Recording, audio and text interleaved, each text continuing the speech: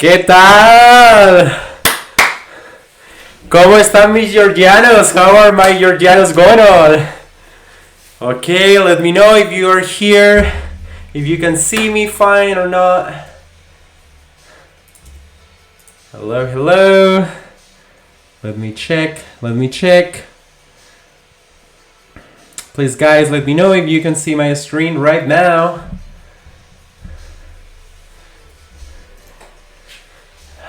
Alright, so excited! ¿Estamos activos o no estamos activos? Super excited for this session today. We have a lot of things going on.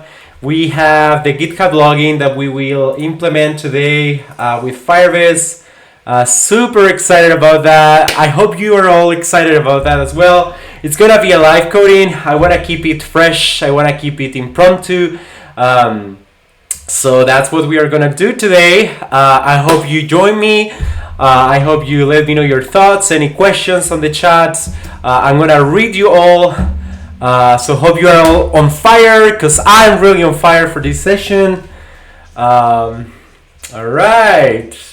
So excited, guys. Yeah, just let's see if people are joining. I can start seeing Samu. Hola, Samu. Thanks for joining. ¿Qué tal, Samu? ¿Cómo vas? Yeah, I see a lot of people here connecting to the live stream. So thanks all of you for coming and joining. So I would like to start by talking like what we are gonna build today. So this session is gonna be for GitHub login. So we will implement that in a new application that I'm working on for developers in Deft.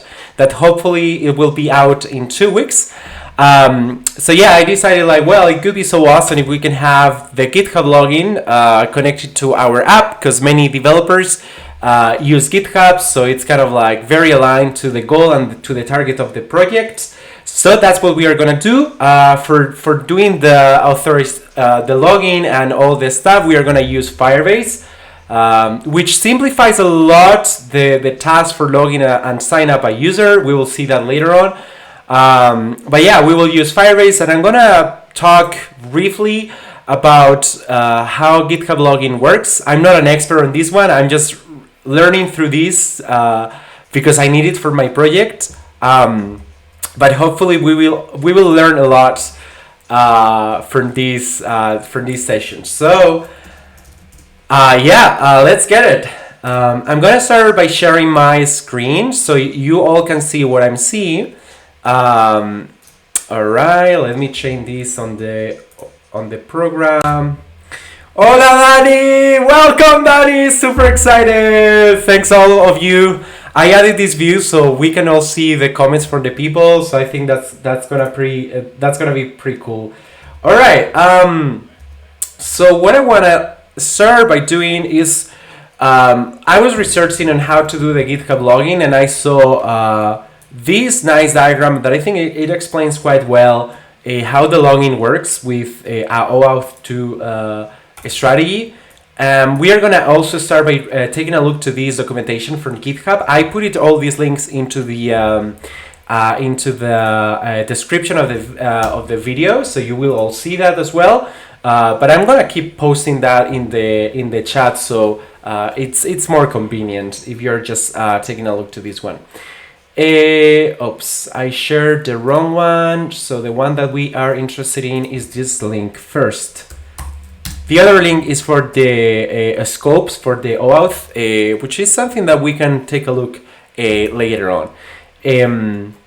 Okay, so here the documentation from GitHub is very clear. It explains really in simple words how the authentication works with GitHub. So in this case, they said this is the flow that your application will follow.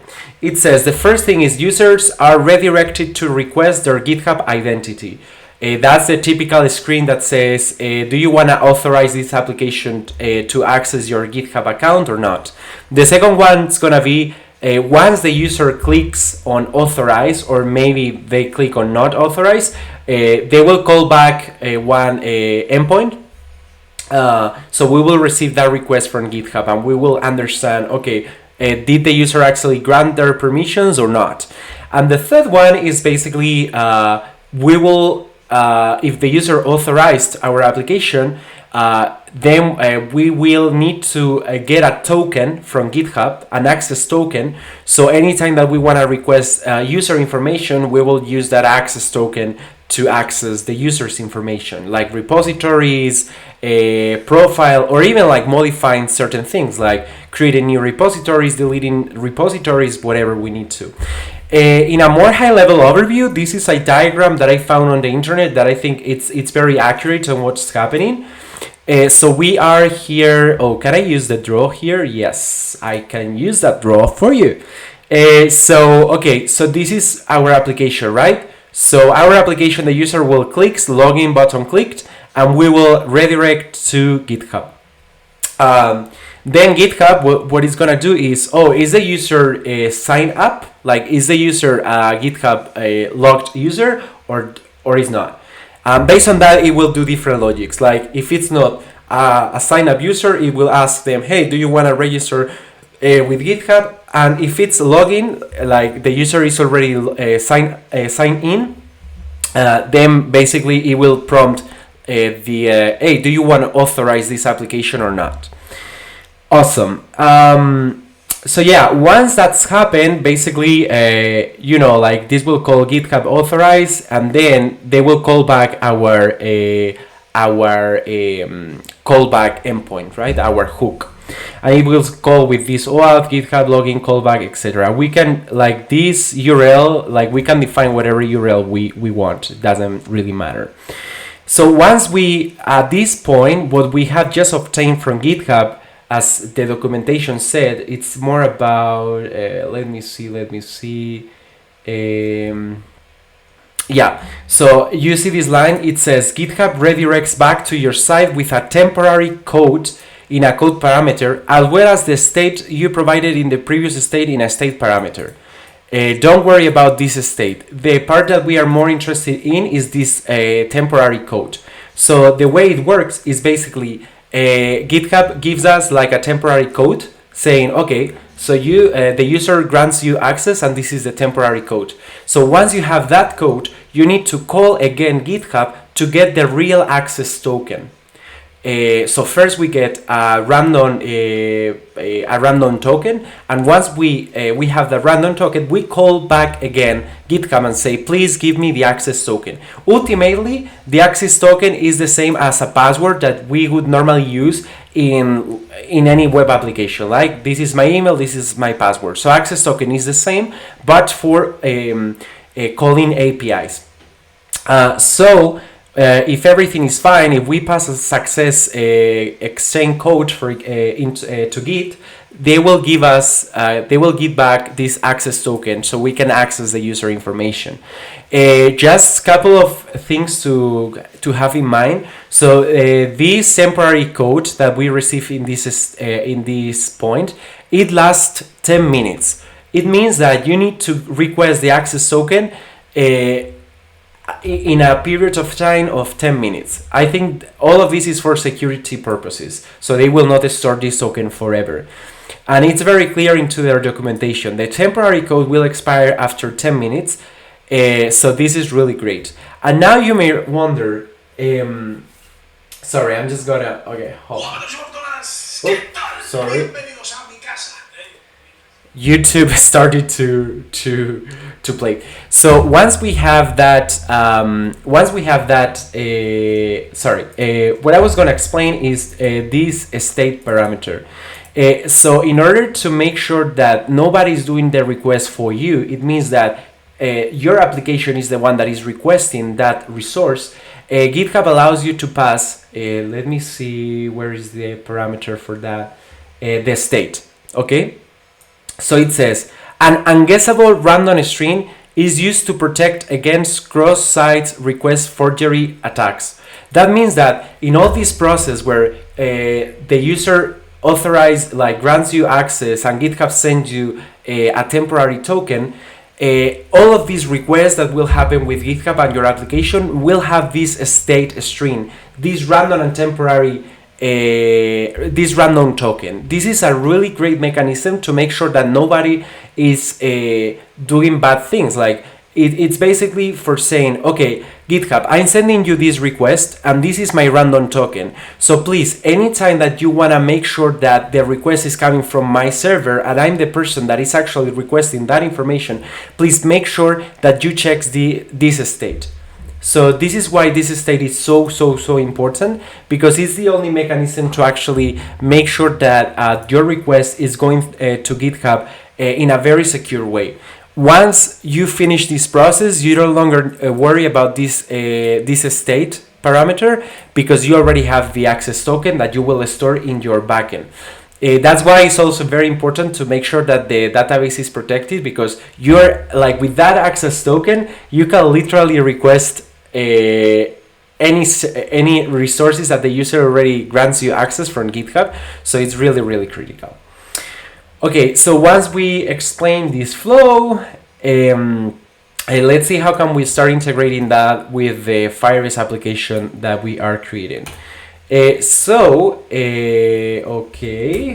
let me see if I miss anything from here, or I have already talked about it. Yeah, it says here the third step is just using that token to access certain resources, so that's great. Okay, awesome. So now let's go back to the Firebase documentation, because it's very clear in their website what are all the steps that we need to follow through in order to integrate a GitHub login with our Firebase application. So the cool stuff is that thanks to Firebase, there were a lot of steps, a lot of processes that we will not really need to handle that. Firebase will already handle that for us. It says first add Firebase to your JavaScript project. We already have that. It says in the Firebase console, open the out section. So this is the place where it's saying the out section. And what we actually need to do... Hola, Joandy! Welcome, Joandy! Thanks for joining. So what actually we need to do here is enable GitHub Authentication. Okay, awesome. No llegas tarde. Bueno, te has perdido toda la primera explicación de en qué consiste esto de la autenticación con Firebase, pero, o sea, con GitHub, pero todo está en orden, no te preocupes. Ahora estamos en la parte de cómo empezar a trabajar con la API de GitHub y poder integrarlo en el proyecto de Firebase. Así que has llegado justo a tiempo, just in time. Okay, so once we review what how is the OAuth 2 mechanism works with GitHub, let's focus now to integrate that into our Firebase application. So the first thing is you need to go to this panel inside your console.firebase.com, and you need to go into the sign in method. So as you see, I already have enabled the email and password, so our application already handles that. And what we are going to do now is enable this GitHub authentication. For security purposes, I'm just going to move this screen into another window, so nobody sees my credentials. Okay, awesome. So once we enable that, I think we need to register a new application with GitHub. So this is very critical, and this is very important. So we are going to call it Developers in Dev. The homepage for this application is going to be www.developersindev.com. Developersindev.com. Let's use HTTPS. Growing your tech. Can you people, Georgianos, can you all see my screen really good, or should I zoom in, zoom out? Just let me know, please. So it says here, growing your tech career by learning from the best. Okay, awesome. Call back to your GitHub app configuration. Okay, and I'm just adding this callback right there. We will probably need to tweak this a little bit, because I don't fully know if this is gonna work on local or not, because probably this should be something like developersindev.com/out handle or something like that. But as of now, let's just keep it as it is now, and we will eventually debug that issue if that comes later on. Oops. Okay. I'm I'm just gonna delete the application because everybody was able to see my access token. Sorry about that. Okay, let me just create that in a separate screen. Okay. Sorry about that. I said no, I'm not gonna show the application. So okay, sorry about that. Okay, I'm just gonna register the application one more time. So I will follow the same process. Just 1 second. I will just show my main camera. Okay, so I'm gonna follow through the same process. Developers in dev, and the homepage URL is gonna be the website, developersindev.com. Once we have that, growing your tech career by learning from the best leaders in the industry. And the authorization callback, it's gonna be the same one that we provided before. So where is the authorization callback? That's the authorization callback. Perfect. I'm registering the application. So hopefully we will get a new client ID and a new client secret. I hope it's different. Otherwise, it could be a real mess for a security point of view. Okay, awesome. Application logo, application description. All right, perfect. So I'm gonna go back and share my screen one more time because it seems everything is just fine. Okay, let me save this and let me change back my screen. Okay, awesome. So as you can see here, we have just enabled the GitHub as well as the email. So we have both methods for signing in enabled in the Firebase console, which is really, really great. Okay, so let's keep following the steps. So the next steps are, okay, make sure your Firebase redirects URL is set as your blah, blah, blah. That's great. And click save. Perfect. So this is before begin. Now let's keep moving to the next section, which is gonna be about how to add that GitHub provider into the website. Before that, let me do something real quick, cause I want to keep some secrets for the landing for the release of the website. So I don't want to show you all the designs as it is as of now. Así que como quiero reservar un poco de misterio para el lanzamiento de Developers in Dev, voy a ocultaros la parte de la homepage, así la vemos cuando salga y mantenemos un poco el misterio. Estoy muy emocionado de cómo está quedando la página de inicio de Developers in Dev, pero la voy a ocultar de momentillo porque, bueno, quiero que se mantenga un poco el misterio del año, ¿vale? Entonces voy a ocultar esto de aquí, lo voy a ocultar y simplemente, mira, esto de aquí lo voy a comentar y voy a poner aquí simplemente un user is logged in, and below I'm just gonna add a user is not logged in.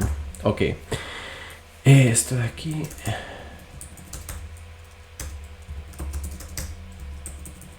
Ok, vale, lo vamos a tener aquí, perfecto. And now let's see if I can run again the web application in local. So it's localhost 8000. Oh, hold on, this is gonna not work. Expect it. Why are you expecting that? Oh, just because this. Alright, perfect. Oh no, spoiler. GitHub Authentication. Okay, I need to fix that real quick. So the error button is not defined, so I'm just going to import that button here. Okay, so what we are going to do now is basically make sure that we can we can add the application, the GitHub provider into our application so we can start using it. The state is not defined. Yeah, of course it's not defined because I don't want that state. We are gonna use hooks for that. Module not found, GitHub authentication, from sign in form. Yeah, GitHub authentication, it's just fine. GitHub authentication.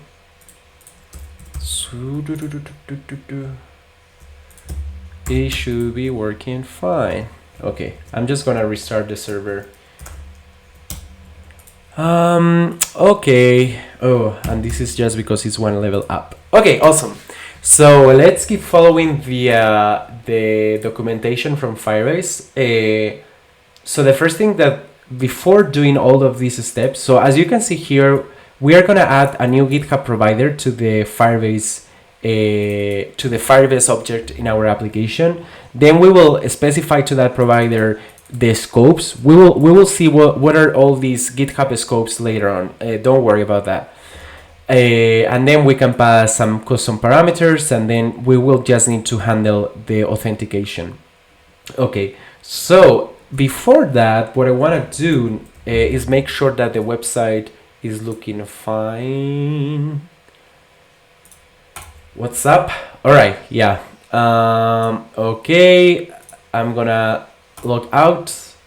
Okay, sign in. Yeah, so I worked on this yesterday, which is simply adding these buttons right there. So nothing super fancy or nothing super crazy about that. And now what I'm gonna do is here in the GitHub button, I'm gonna pass a CTA label. So we can reuse this form in the sign up and in the sign in. So this is gonna be CTA label. It's gonna be logging with GitHub, and then in the sign up form, we are gonna have this as well, but it's gonna be sign up with GitHub. Awesome. We just need to import GitHub authentication. Perfect. Awesome. Awesome. We're doing a lot of progress now. As you can see, we have right there this sign up with GitHub, and if we click on the login, we also have that. By the way, this is all brand new. So what do you think about this design, guys? ¿Qué os parece? Todo esto es nuevo, ¿eh? Son diseños nuevos que he estado implementando en esta semana desde que hicimos el otro live stream. Así que comentadme cómo lo veis. Bueno, ya nos hemos creado el botón de GitHub Authentication, que lo tenemos aquí. Entonces, lo que vamos a hacer a continuación es añadir un nuevo proveedor de login, ¿no? Un nuevo proveedor de autenticación. Entonces, lo que te dice Firebase es simplemente que te creas un objeto de esta manera. Dices firebase.auth.github.authProvider, lo instancias y esto te da un provider de autenticación con GitHub. O sea que no tiene mucho más misterio. Para integrarlo en nuestra aplicación, como yo lo tengo todo, bueno, esto me lo bajé como un proyecto Starter Kit con Firebase, pues básicamente lo que voy a hacer es añadir un nuevo proveedor aquí, que puede ser GitHub Provider, y lo que vamos a hacer es simplemente crearnos una nueva instancia de este proveedor, ¿vale? Que sería, lo voy a minimizar ahí, que sería firebase.auth.github.authProvider, ¿vale? Entonces esto lo que estaríamos haciendo es en la clase le estamos añadiendo un nuevo atributo de clase con este proveedor, así que cada vez que tengamos el objeto Firebase podemos acceder a este proveedor. Lo que vamos a hacer aquí es do sign in with GitHub, y esto lo que va a hacer es simplemente, si os fijáis aquí, simplemente lo que hace es firebase.auth.sign with popup y le pasas el proveedor que quieres. Entonces es simplemente lo que vamos a hacer aquí. Vamos a hacer this.auth.sign with ¿cómo lo llaman? With popup. Y aquí vamos a pasar el proveedor que acabamos de crear, ¿vale? O sea, ya os digo que esto es muy específico de esta aplicación, pero en vuestras aplicaciones se utilizaría de la misma manera. O sea, tú tendrías aquí, instanciarías un nuevo objeto de Firebase, ¿vale? Con tu configuración de los tokens de usuario, etcétera, etcétera. Y una vez que tengas ese objeto de Firebase, simplemente llamarías a firebase.auth y ahí le pasarías el método que quisieras llamar. En este caso estamos haciendo el sign up with pop-up, que significa que pues nos va a abrir una pop-up, ¿vale? Una pop-up para que te registres con GitHub. Creo que tienes otro método, just below, que es redirigir. Sign in with redirect. No sé cuál vamos a utilizar al final del día. Igual podemos probar y ver cuál nos gusta más, ¿vale? Pero bueno, esta es la idea.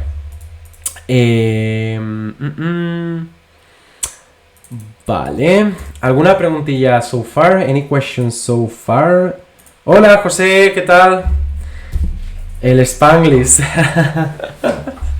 Va a haber Spanglish. Okay, any questions so far?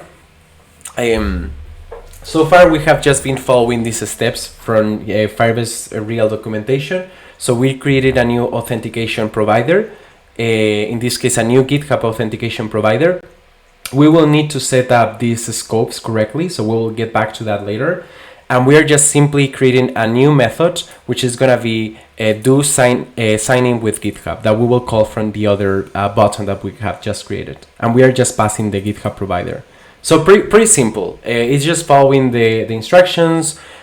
Pretty simple. What we are going to do right now... muy buena pregunta, Silvia.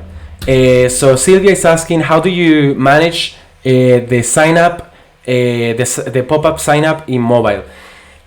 De acuerdo con su documentación, creo que pone por aquí a algún lado que si estás en móvil, creo que el comportamiento por defecto va a ser utilizar la pantalla en la que estás ahora mismo, pero lo vamos a confirmar. Te dice, you can prompt your users to sign in with the user accounts either by opening a window o tal. The redirect, vale. Pues no sé si tiene ese comportamiento por defecto. Yo creo que lo mejor es que luego lo probemos, porque aquí te dice que el método de redirigir es preferible en móviles. Así que igual vamos a tener que cambiar el de pop-up por un redirigir, pero lo podemos ver luego. Te dice sign up by redirect. Vale, voy a buscar si hay alguna otra referencia de mobile. Vale, pues no dice eso. Pues muy buena pregunta, Silvia. Yo creo que en móviles funcionaría de la misma manera. Te abriría una nueva ventana en tu navegador y simplemente le darías los permisos y al terminar pues se debería de cerrar. Pero si luego haciendo el testeo vemos que no funciona bien, que no funciona correctamente, entonces lo que podemos hacer es cambiar esta llamada a sign up with pop-up por sign up with redirect. Pero muy buena pregunta. So, so I answered Sylvia. So as far as I know, I don't really know like what's gonna happen in mobile. Like it's something that we will need to test it out later on in this live stream, like checking how everything is looking in the mobile version. My 2 cents is basically mobile. If you use this pop-up, we'll just open a new tab in your browser, and you will just log in with GitHub, and once you finish, the pop-up will be closed, the window will be closed, but we will need to take a look to that. If we see any errors, let's then use the sign up with redirect. So,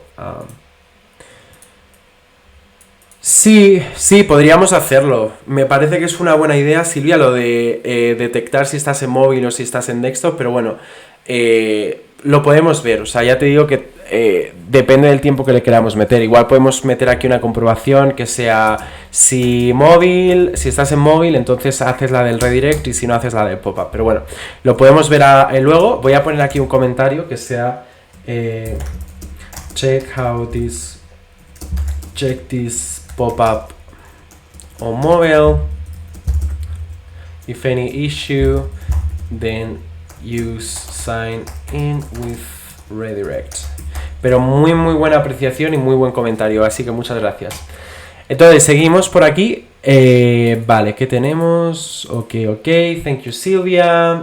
Okay, so I want to take some time to take a look to this scope. So I think I already have another documentation page, use the access token to access the API.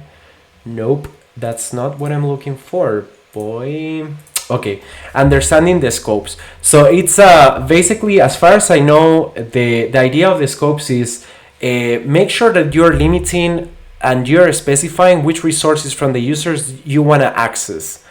O sea, la idea de los scopes, según yo tengo entendido, es limitar qué información vas a acceder del usuario. Es decir, cuando tú estás pidiéndole oye, regístrate con GitHub, pues GitHub le está mostrando, el usuario va a pedir de ti que si tu perfil, que si acceso a leer tus repositorios o acceso de escritura, pues todo eso se especifica a través de los scopes. Entonces los scopes es un contrato que establece GitHub para decir, oye, ¿qué recursos vas a acceder de este usuario? Entonces digamos que GitHub en su backend dirá, para este token, para este access token que te he dado a ti a tu aplicación, estos son todos los recursos que vas a poder acceder de la API. O sea que es muy guay porque al final es una manera de gestionar el acceso a recursos y decir si estás autorizado a solicitar cierta información o no.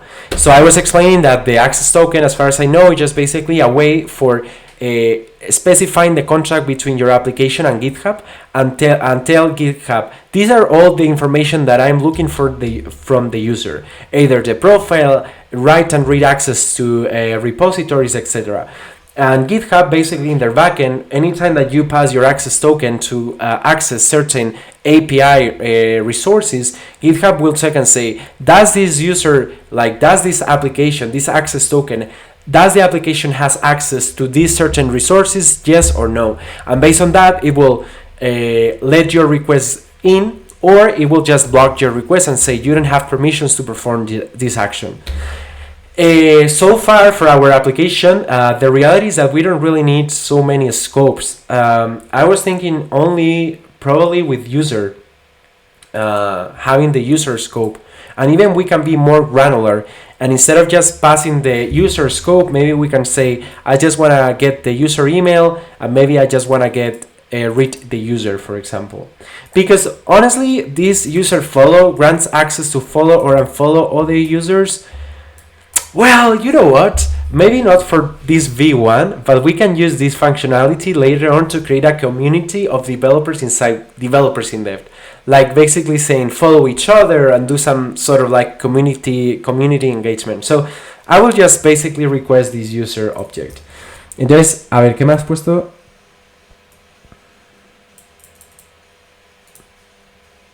Sí, Silvia, creo, ahora lo vamos a comprobar, pero lo comprobamos luego. Creo que en desktop, si utilizas la función de redirigir, creo que no se te abriría otra pop-up. De hecho, creo que todo sucedería en la misma página. Creo que antes comenté algo de que esto abriría una pop-up y tal. No, solo abriría la pop-up si utilizas la de Sign Up with Pop-up, que te abrirá una nueva ventana, según yo tendría entendido en móvil. Pero si utilizas Sign Up with Redirect en desktop sería igual, simplemente que en la misma página, ¿vale?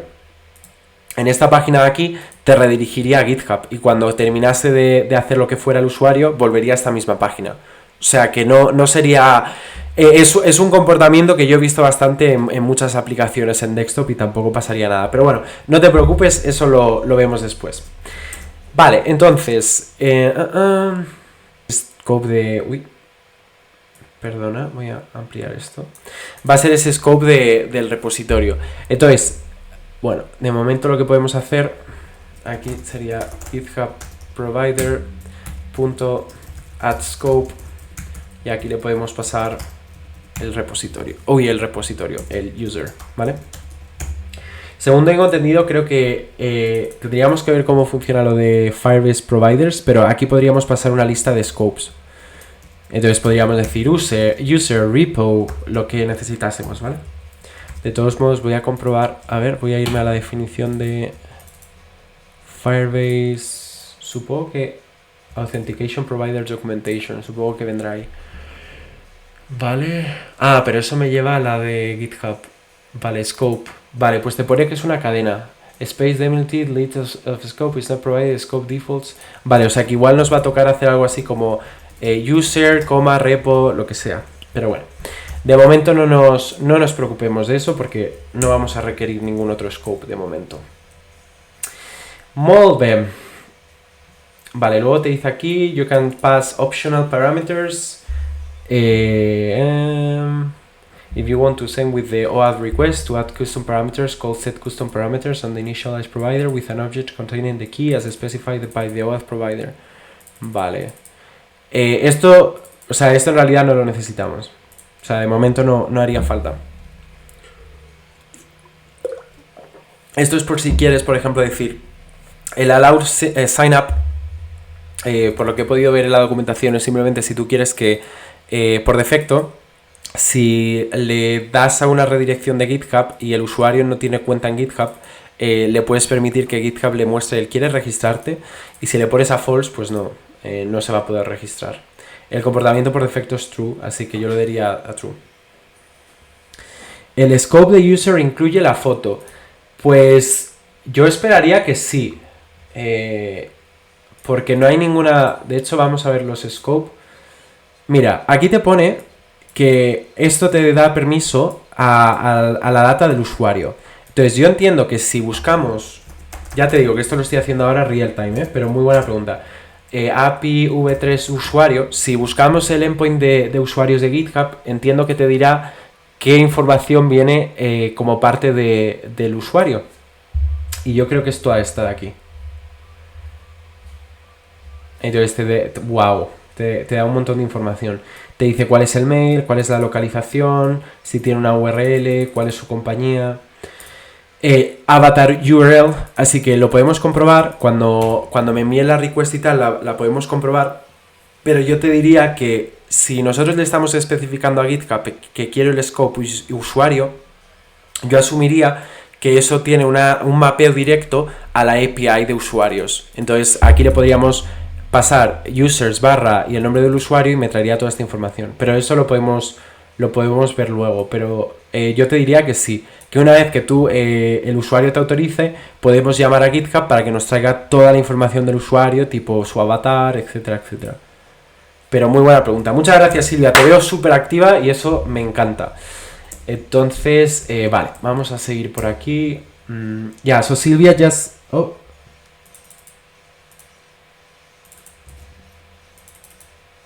Vale, entonces, so Silvia was asking me whether the user scope contained the avatar of the user or not, and my answer is, I don't know, but my 2 cents on that is that since we are telling GitHub that we want to access to the user's resource, to the current user resource, my assumption is that will basically, GitHub will allow us to call this API called users/username. So that means that we will have access to all this information, like the avatar, the URL for the Git, for the URL for the profile, etc., etc., etc. Okay, so let's keep going. Esto no lo necesitamos. Vale. Entonces ya lo que vamos a hacer simplemente en nuestra aplicación, cuando el usuario clique en la autenticación con GitHub, simplemente vamos a necesitar llamar a esta función que nos hemos creado aquí, ¿vale? A este método de conéctate o loguéate con GitHub. Voy a hacer una cosa, me voy a salir de mi cuenta de GitHub de Ferreiro y me voy a crear una expresamente para testeo, ¿vale? Porque si vamos a mostrar cierta información en la pantalla, tipo... a ver esto, voy a cerrarlo. Si vamos a mostrar cierta información en la pantalla, tipo todos los datos del usuario o lo que sea, prefiero crearme una nueva cuenta por si se muestra alguna información que es, yo que sé, algún token o lo que sea, que no comprometa mi otra cuenta, ¿vale? Así que me voy a crear una cuenta, la voy a llamar Ferreiro Test. Ferreiro...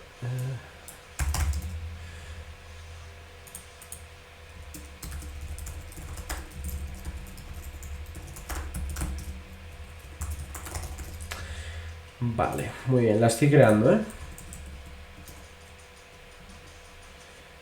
Me ha dado, a ver, select a plan. Vale, un momentillo, ya estoy terminando. Mientras tanto me dice Diego Hermoso, recomendaciones a un estudiante de DAM. ¿Qué es DAM, Diego? Cuéntame un poco, cuéntame por el chat qué es Dan, porfa.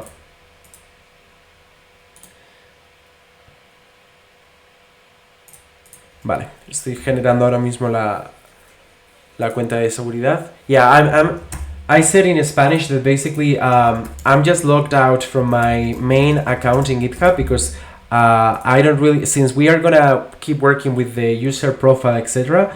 I don't want to compromise my real GitHub user account, so I'm just creating one account for testing that I'm creating in a separate window. Okay, and now I need to verify my account, so I've just got an email in my airmail mail. So verify, touch the arrows.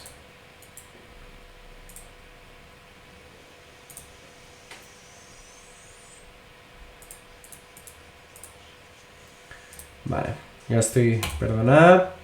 Vale, ya estamos creando la cuenta. We're just like creating the account right now.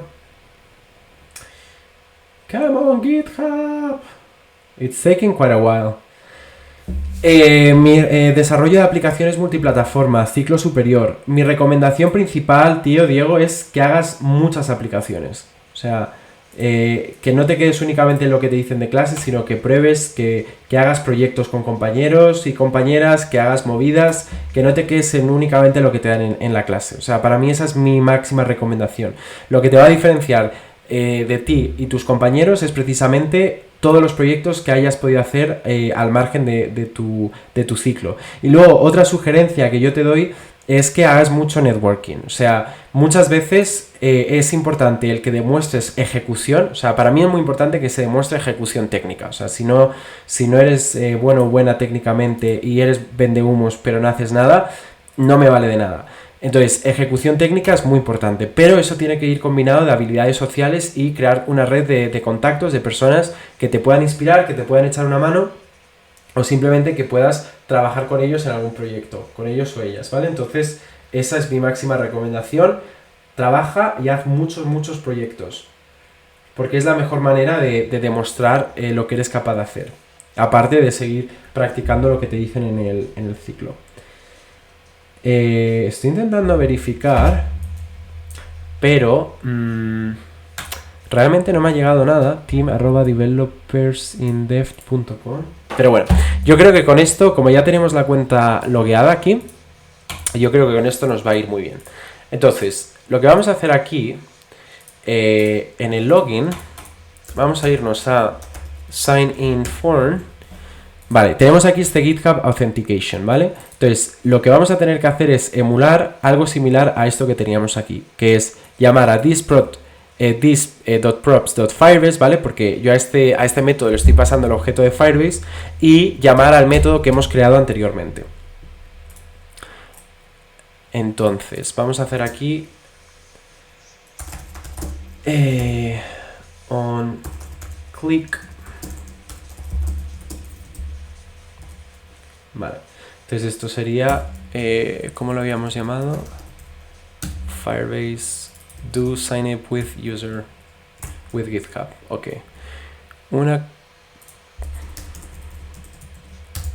Vale, para no mezclar sintaxis. Y aquí vamos a ver si button tiene un on click, porque si no vamos a tener que link on click. Esto no me gusta y vamos a tener que cambiarlo seguramente. Vale. Bueno. De momento voy a hacer una cosa. Lo voy a tener así y ya está. Vale. No va a lucir tan fancy, pero nos va a funcionar para lo que queremos hacer. Vale.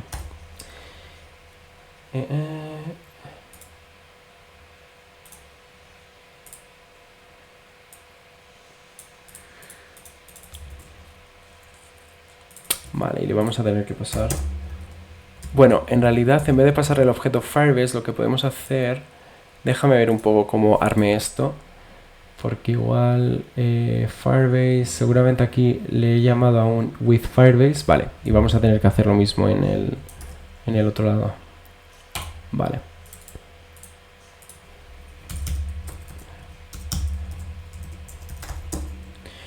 export const Github Authentication with Firebase y aquí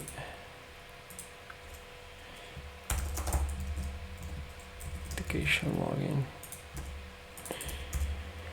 Vale, y vamos a importarnos aquí with Firebase. Vale, simplemente que estaba intentando acceder this.props.firebase y como no tenía acceso a Firebase, pues no lo podíamos hacer. Otra manera en la que lo podíamos hacer es simplemente pasarle como props el objeto Firebase y cuando lo estamos instanciando aquí, el componente, pasárselo por objeto. Pero creo que a mí particularmente creo que queda un pelín más limpio el simplemente llamar a este high order component, ¿vale? Con el with Firebase y ya tendríamos acceso a ello. Vale, vamos a ver si refrescamos.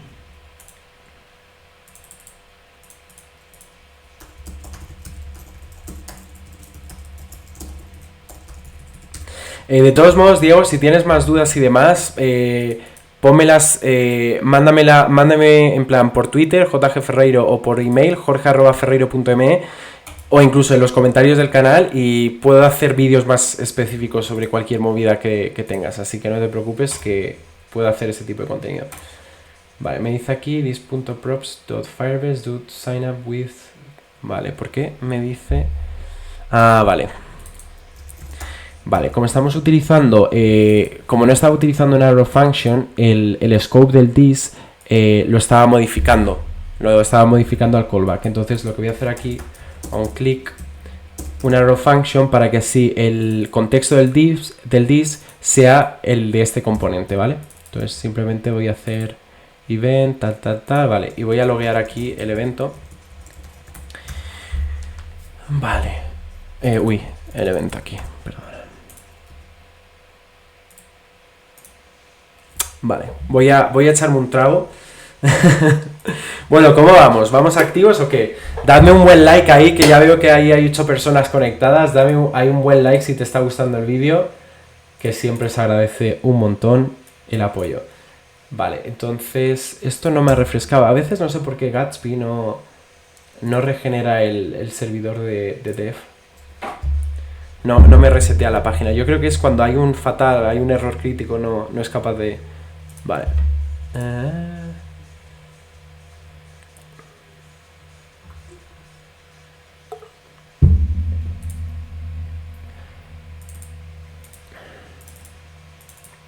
Pero vamos a ver. Que me dice these dos props. Pero como que no va a tener acceso a estas props, tío. Ah, espérate. GitHub, pero como no va a tener acceso a estas props. This.props. Ay.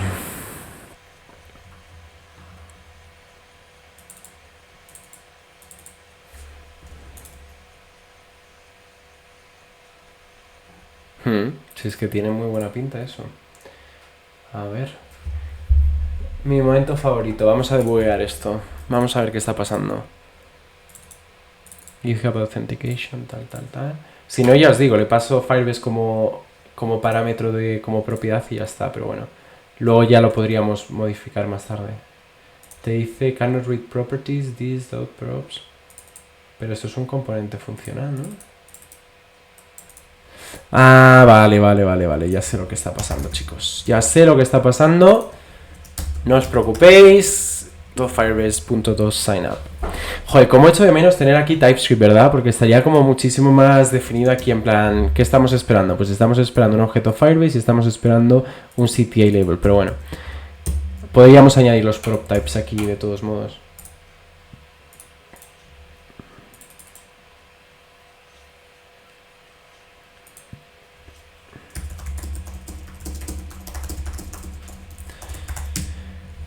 Para programar más limpio, yo recomiendo el código de Clean Code. ¡Yes! ¡Ok! ¡Bien! Muy bien. Ya hemos sido capaz de que te abra una pop-up. Perfecto. Alright, we were able to open a pop-up. This is exciting! Lo único, bueno, que voy a tener que verificar el email. Vamos a ver si me ha llegado un mail o no. ¿Estáis tan emocionadas y emocionados como yo? Porque yo estoy living la vida loca. Que acabamos de de abrir nuestra primera pop-up. Por Dios. Ponedmelo por los comentarios ahora mismo si no estáis emocionados, por Dios mío. Vale, vamos a ver, creo que ya he autenticado. Ahí os veo a tope. Perfecto, vamos, Joan y Silvia. Ahí os veo. ¿Dónde está el resto? ¿Dónde está mi gente? Authentication requires a verified email address. Pero si es que lo acabo de verificar. Vale. Vale, tenemos que verificarlo, chicos y chicas, pero no pasa nada porque lo hacemos en un PIS Plus, ¿eh? De hecho, no tengo por aquí el mail de Zoho. Igual tengo el mail de Zoho por aquí. mail.zoho.eu. Vale, voy a abrir. Zoho mail. Porque yo creo que por aquí tengo que tener the verification email from GitHub. So we can use that for verifying. GitHub.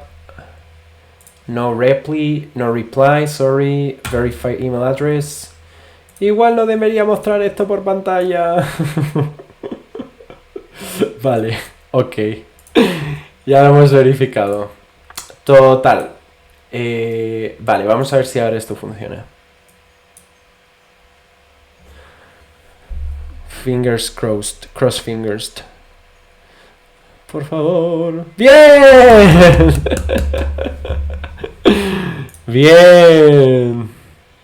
Bien. Bien. Voy a probar una cosa, porque tengo curiosidad de ver cómo funcionan los scopes. Voy a probar una cosa, porque os lo comenté antes y lo quiero comprobar. Ahora te contesto, Diego. Que es, si yo, por ejemplo, le pasara solo este. De hecho, ¿os habéis fijado una cosa? I want to double check a little bit the scopes. Because I told you earlier that you can pass the user, read user, and certain stuff. So I want to verify that real quick. But as you can see here, since I'm passing as the scope the user, this is the information or the message that GitHub shows to the user. It says it's going to access your private email address, the private profile information, as well as the followers. Okay, so let's try, and esto es para ti, Silvia, que también lo preguntaste antes, así lo podemos ver. Let's try if instead of in the Firebase provider, instead of passing the user, I only pass read user. Let's see what's the message. Ahora te respondo, Diego. A ver. Por cierto, ¿estáis suscritos al canal o no, Diego? Y el resto de gente, que no sé si estáis suscritos. Si no, estar a fuego ahí y conectaros. Vamos a ver, developers in dev, firebase.app. Vale, vamos a ver. Tac. Vale. Will be able to read your private email address and your private information.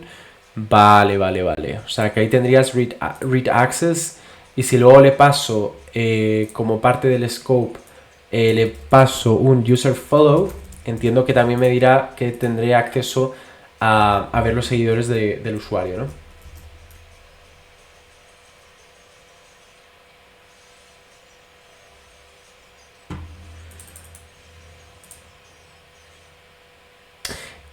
Ahora, muy buena pregunta, Silvia. Ahora te cuento cómo se gestiona todo eso. A ver, vamos a ver si esto está... creo que no ha refrescado. Por cierto, si os está molando el directo, compartirlo en vuestras redes, así más gente se puede unir y creamos ahí una comunidad de gente maja y gente ahí a tope y a fuego. Esto, un momento... Me está dando... es que, perdonad, porque esto no debería de ser... Tendría que ser coma separated, o sea, separado por comas. Entonces sería read user follow. Vale. Bueno, mientras... A ver, esto... Login with GitHub.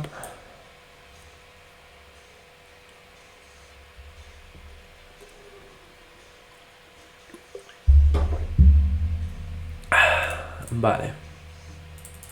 Pues no está funcionando esto, ¿no? Lo que no sé es si... ¿Qué está tomando como...?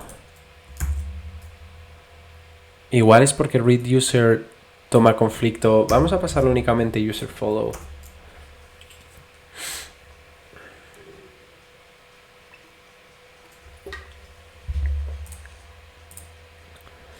Vale, vamos a ver. Let's see, user follow.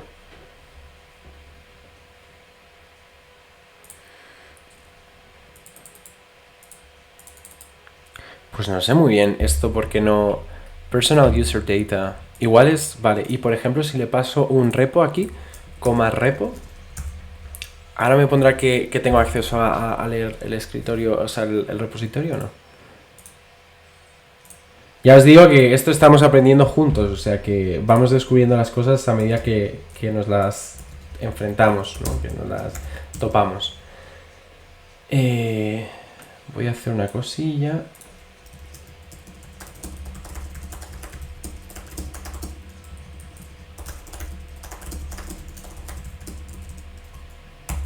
Vale. Login with GitHub.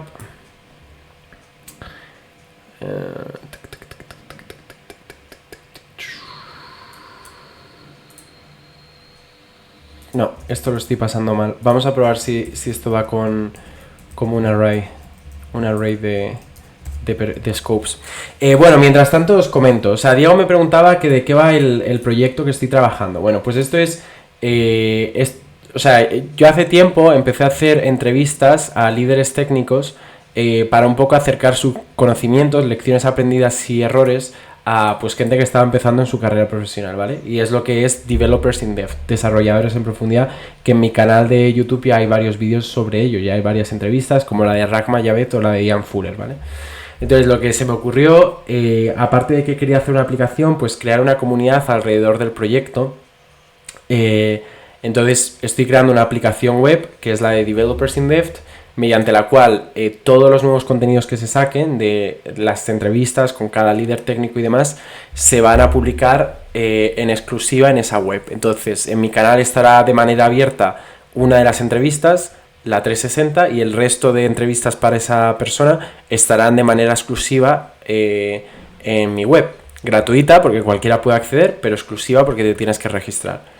Y entonces eso es lo que estoy trabajando. Entonces va a haber un montón de entrevistas, o sea, desde Paco, que trabaja en Facebook como Senior Engineer, va a haber Jess, que trabaja en Microsoft, un montón de gente guay, y todo eso irá en el Juan Pablo Buritica también, que es una exclusiva, y todo eso va a ir a través también de la web.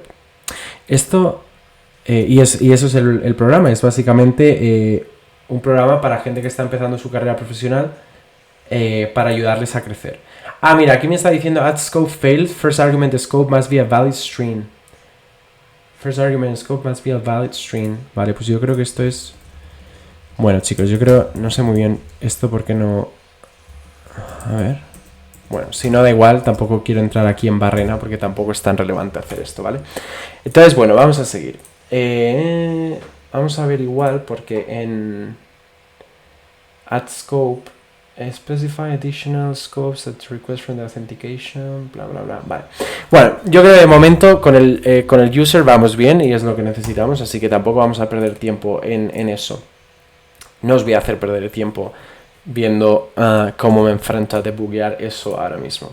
Entonces, bueno, una vez que tenemos eso, what's next?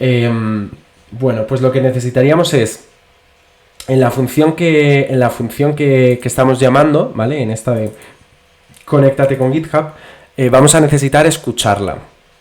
Entonces, de momento, vamos a hacer lo siguiente, que va a ser, creo que aquí, si bien recuerdo, lo que nos va a devolver es un objeto usuario, ¿vale? Lo vamos a llamar social auth user porque es como lo llamamos en otros lados de la aplicación y creo que está guay. Y le vamos a poner aquí un console log. O sea, habitualmente, vamos a ver, lo de los console log, yo habitualmente lo que suelo hacer es poner debuggers aquí, poner un debugger, etcétera. Pero yo, sinceramente, los console logs muchas veces me parece que son súper prácticos. Entonces, bueno. Vale, me preguntaba Silvia, ¿el GitHub Authentication será un servicio expondrá algunas props para saber si estás out para ser consumido desde los componentes. No.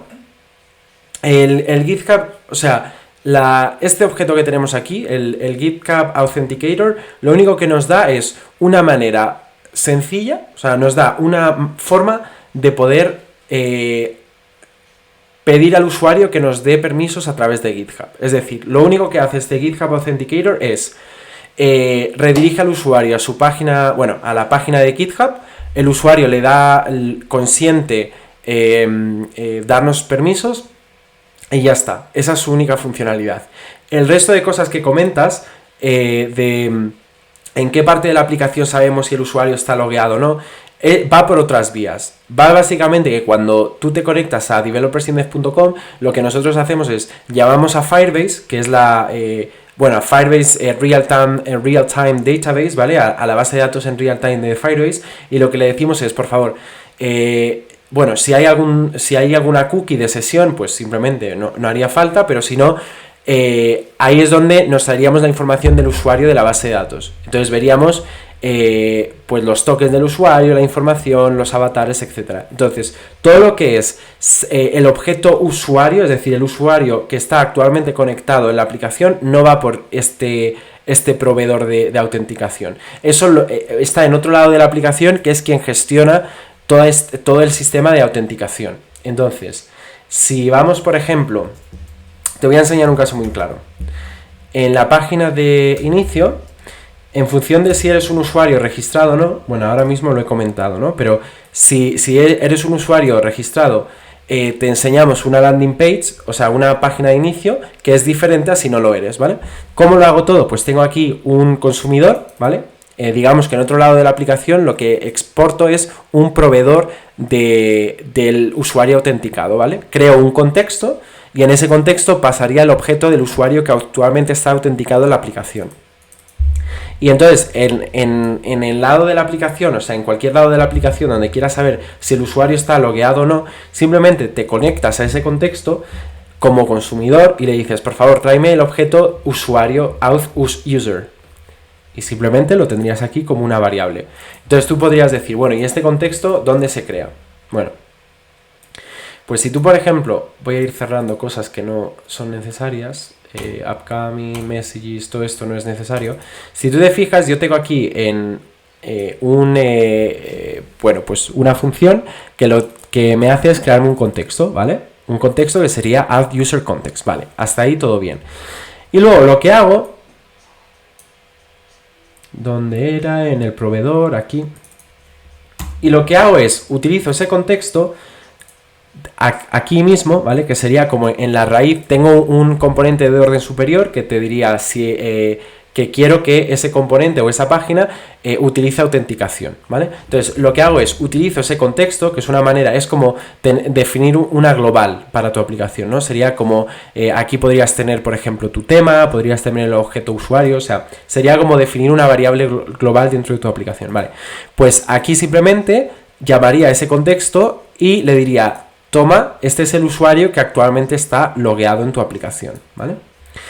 Y entonces tú te preguntarás, vale, pero ¿y ese usuario, ese auth_user, de dónde viene? Bueno, pues esto ya es un poco más, habría que ir poco a poco entendiendo cómo funciona el sistema de Firebase y explicándolo todo, pero la idea es que en cada vez que Firebase, o sea, Firebase digamos que te envía eventos a tiempo real de cosas que suceden. Si un usuario se autentica, si un usuario se desloguea, o sea, todo eso te lo va mandando Firebase. Entonces yo lo que hago es, en este wrapper with authentication, escucho todos los cambios de Firebase. Escucho pues si ha cambiado el estado de el usuario se ha deslogueado, si el usuario se ha conectado, etc.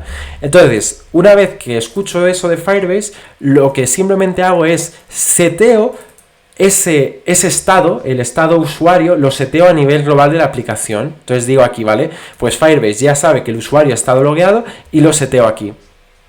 Y aparte, lo que hago también es lo añado al local storage, ¿vale? Entonces añado, digamos, que ese objeto usuario lo pongo como parte del local storage del usuario. ¿Esto qué otra forma podrías hacerlo? Pues podrías tener una cookie, podrías crearte una cookie, podrías ofuscar los datos, lo que fuera. Pero este es el mecanismo que estoy utilizando, es simplemente, me voy a poner la otra ventana. O sea, es un mecanismo mediante el cual yo estoy escuchando de manera reactiva cualquier cambio que Firebase produzca, tanto de logueo, de desconexión, de lo que fuera, y una vez que Firebase me llama a mí, lo que digo es, vale, tráeme ese objeto usuario y lo añado al estado de mi aplicación como un estado global, que cualquier componente de la aplicación va a poder consumir. Y entonces, ¿de qué manera yo estoy dando ese objeto usuario a los componentes hijos de mi aplicación? Pues a través de un contexto. Entonces tú aquí podrías hacer props, lo podrías todo pasar por props, ¿no? Tengo un componente padre y le voy pasando el usuario por hijo, pero eso es un coñazo, es horrible, porque en cada nuevo componente que añadas o cada nuevo componente intermedio vas a tener que seguir forwardeando las propiedades con el props drilling, ¿no? Pues esto con el contexto lo que te permite es, como si fuera un Redux, a nivel global le estás dando, este es el contexto de mi aplicación, este es el usuario, el objeto usuario. Entonces, así es como funciona, no tiene más. Entonces, es muy importante que en tu cabeza separes que una cosa es el proveedor de autenticación, que lo único que te va a dar es un mecanismo para integrarte con GitHub y consumir o tener un token, un access token para poder pedir información de su usuario. Y otra cosa bien distinta es cómo en tu aplicación gestionas la autenticación de tus usuarios una vez que el usuario se ha logueado o se ha registrado, etc. Porque si te das cuenta, a mí para mi aplicación me va a dar igual que el usuario venga de GitHub o que se haya logueado con mi correo electrónico, o sea, con el correo electrónico del usuario. Me va a dar igual. Yo todo eso lo voy a guardar en la base de datos y lo que me va a llegar de Firebase va a ser un objeto usuario, que es lo que yo voy a manipular y lo que voy a tratar para saber si tú estás conectado o no en la aplicación. Entonces, bueno, no sé si me he explicado bien. Si tienes alguna duda, si no, coméntame.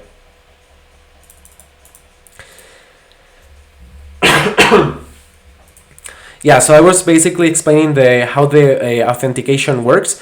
So one thing to have in mind is, one thing is the GitHub provider, which is only a way to access the GitHub authentication system. And once the user grants us our application access, I will just get the access token. So that's one thing, the GitHub provider. The other thing is how you handle in your application the logged in user. How do you handle the authentication and how do you handle that user object? The way I'm using that in my application is basically through a context. So I create a context, which is basically is very similar to having a global variable in Redux.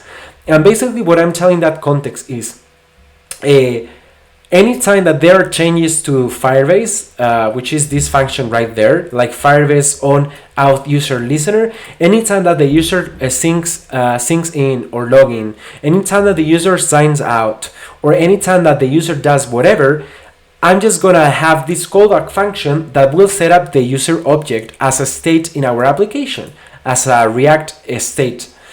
And basically with the context, what I'm doing is I'm just passing that user object to the rest of the components of the application. That's all. So hope I provided some clarity on that. All right, sorry, Joey.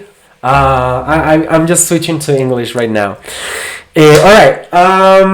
What's next right there? So what I'm gonna do. Thanks for taking the time to answer my question. I was confused between handle auth and keep auth state. Yeah, they are like, just keep in mind they are two separate entities. One is the way you integrate with GitHub and different authentication providers, and another different way is how do you keep the state of the auth user in your application. They are two completely separate entities. So yeah, thanks everybody for your questions. Let's keep going. All right, so it's clear, man. Haha, it's good. Thanks, man. All right. Okay, so what I'm gonna try right now is basically I'm gonna check what's the response that we are getting from GitHub once the user grants access to their account. That's why I'm just logging here at the social out user, which is what the Firebase will give us. All right, so let's try logging with GitHub. Uh,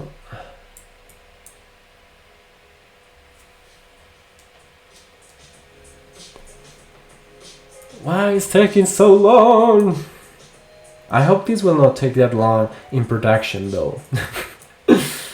All right. Okay, I'm just gonna open the terminal so we can see what's the response. Authorize.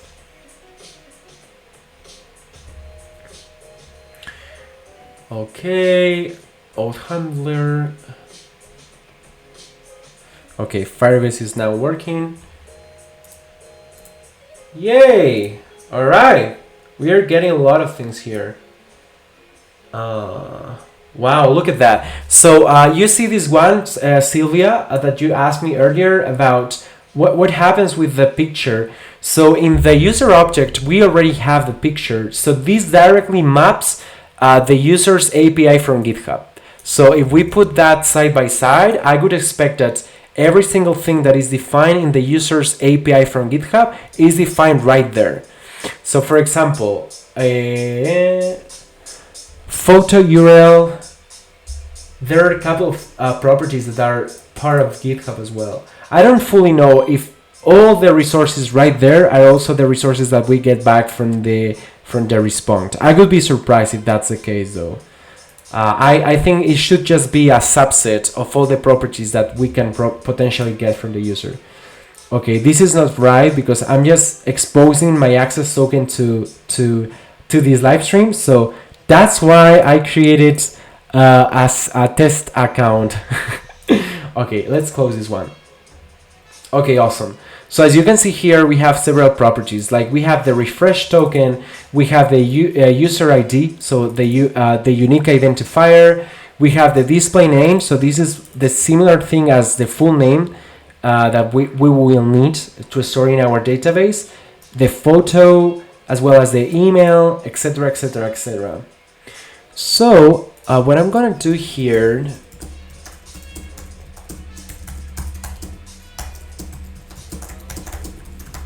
All right, I'm just gonna add user dot photo URL, etc. So if we go to the, I'm just gonna split the view into two sides. So if we go to the sign up form, so this application already comes with some predefined login with social networks, right?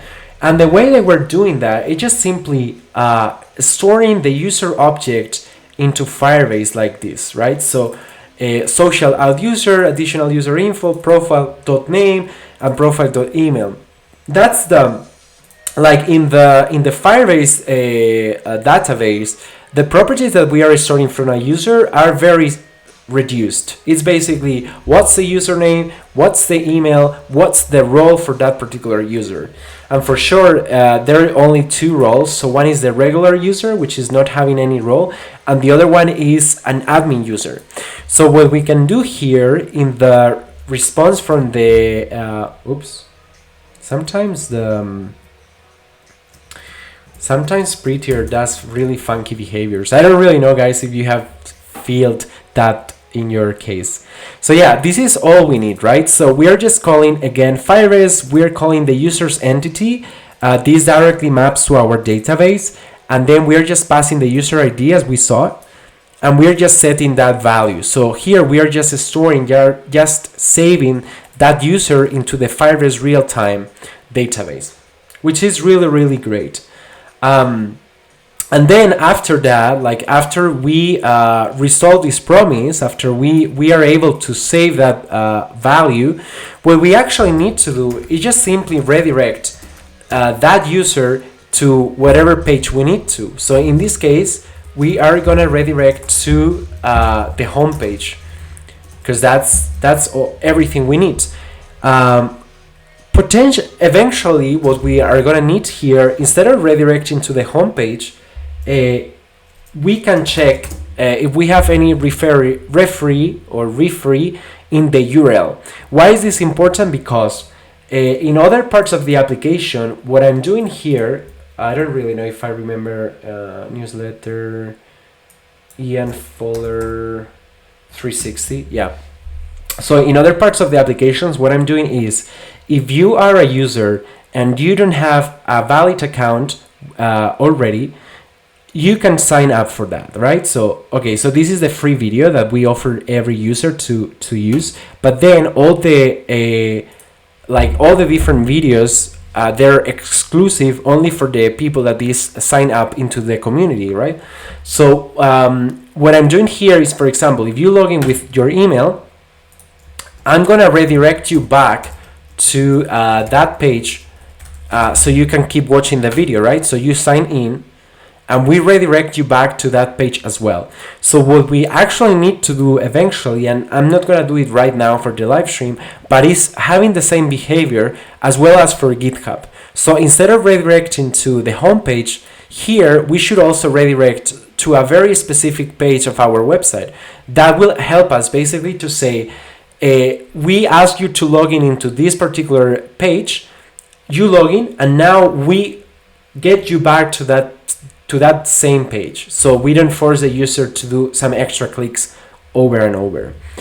So I'm just going to add here a to-do, so which means redirecting the user to the previous page before going to the GitHub login authentication, the GitHub authentication page. As of now, we can just simply keep it simple and just redirect to the home page, because it's not really a big deal. I can show you how I solved that particular issue for the login. Gatsby, all right. Oh, really? Oh no! Sorry, guys.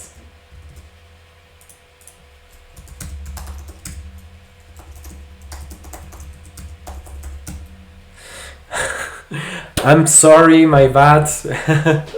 Okay, so I'm just gonna show you that real quick, so you can all see that. I think you should be seeing the screen right now, so just let me know if everything is working fine. Okay, so the way what I was explaining basically is that so far in the website, if you try to access a certain content that is protected, means you need to log in. So just for a bit of context, any interview that we do for developers in Dev, it basically has around 3 or 4 videos. One video is the 360, so quick questions, quick answers, a fun format. The other 2 or 3 videos are a more formal interview. So in these developers in the web application, the 360 is publicly available for everybody, but the rest of the interviews are protected. So you need to sign in for that. So what I'm doing right now is, if you are, for example, here, so I've just moved from one public content to a protected content. If I click here, it will prompt you to say, hey, please log in with GitHub, log in with your email, sign up for free. So what I did was basically, if I log in here and I just introduce my credentials, I will be redirected back to that same page. So if I sign in, I will be redirected back to this to the video. So you don't need to waste time going to the home page and coming back to this content. So what we actually need to do as well for the login with GitHub is doing the same behavior. Like once the user authorizes our application, we should redirect to the page that the user was checking or was viewing before. So for this live stream, I'm not gonna do that as of now because it's not really critical or it's not that really urgent to do, but that's something that I added here to do so I can do it later. The way I was doing that with the other methods, with the sign up form, let me see if I remember. Yep. So I created here a location referee. So basically I just get from a hook the current location for the user, and basically I get a referee property. So what does it mean? It means that basically what I'm passing through the URL is a query parameter that is called referee. You can call it whatever you want to. And that query parameter basically will tell the login, this is a referee. So once the user successfully log in, I want you to redirect to that particular page. So if I go, for example, to Ian folder 360, and if I click, for example, on more interviews of Ian, and if I click on login, you see here in the URL, I will just copy and paste it on Visual Studio Code, so we will see it more bigger. I'm passing here a referee property. So I'm just saying, okay, so once the user successfully log in, please call or redirect to this URL. So that's all. And that's something that we can and we should do as well for the GitHub login. But as of now, just let's keep that out of this live stream because it's very boring to see. Oh, hola Dominic Code. Welcome Dominic. ¿Qué tal, Bezael? Así me gusta, estamos conectadísimos. Muchas gracias. Thank you so much for joining, Bezael. Really cool channel, guys. Dominic Code. You should check it out. Okay, so let's keep working on this. I'm just gonna close this, and I'm just gonna close this as well. Okay, awesome. So what we need to do right now is first check that the user is successfully saved into the Firebase database. Okay, so Danny asked me a question. You are take this current URL to able to know where to return. Exactly, Danny.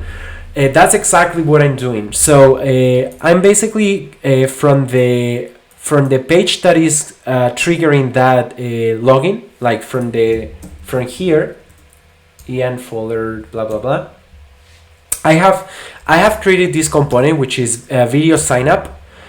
That is this component right there, the one that is asking you for signing. So I created this component. The video sign up is this component right there on the left side, right? So what I did basically is I get the URL for that particular video. No, let me see. Let me check how. Oh yeah. So I'm getting the permalink here, which is the URL for the video. So I'm just generating this URL, and what I'm just passing that is in the login button, for example. I'm just passing that as a query parameter here. So I'm just saying login. This is the URL for the login page, and I'm just passing here the referee. So yeah, that's basically what I'm doing. I'm just getting the current URL or the current path, and I'm just passing that to the login page. That's the way I'm doing that. Yeah. Yep.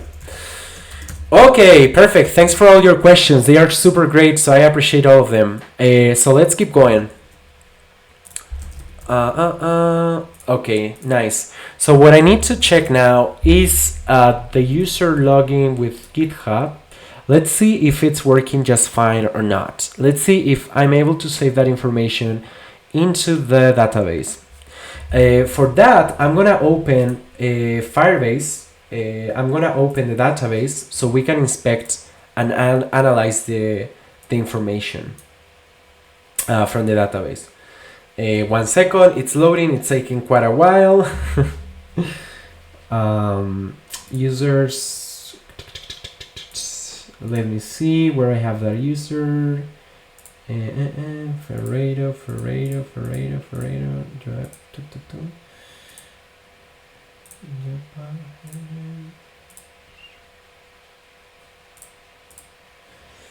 Yeah, username, the email, full name, just yes. Yeah, so that's working fine, which is exciting. So as you can see here, this is the, hold on, let me pull that up. Ferreiro.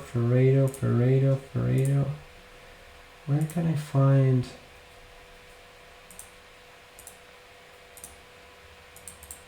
One second, guys. I'm just figuring this out. Okay, awesome.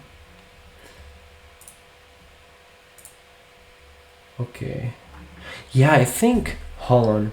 I think there is something else that we need to do here. Just 1 second. Sign in form. Let me check that out real quick.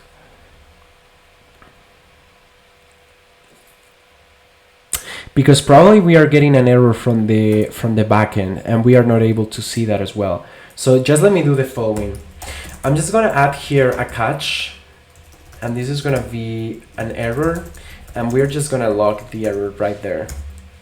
Because I think my intuition says that there may be some errors that we are getting from the authentication that we need to fix before that, because I don't see right now, I don't see that user to be saved into the database. So there's must be something that is not working just fine. So let's try to see if we can understand what's going on there. Okay, so now it's opening the GitHub.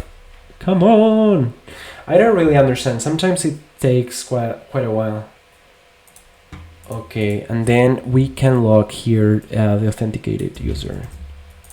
Okay, awesome. What we are not doing that we should do is storing that user as part of the sign in form. Let me check. Create, return, did says state, navigate, code, blah blah blah blah blah blah.